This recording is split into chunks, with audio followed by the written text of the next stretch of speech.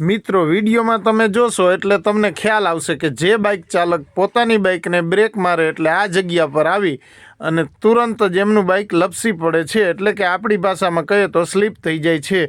તો હકીકતમાં તમે જુઓ રસ્તા પર કયા કારણે આ બાઇકો અહીં સ્લીપ થતા હશે। એક જ મિનિટમાં લગભગ 7 થી 8 બાઇક સ્લીપ ત્યાં ગમખ્વાર અકસ્માત પણ અહીંયા સર્જાણો છે।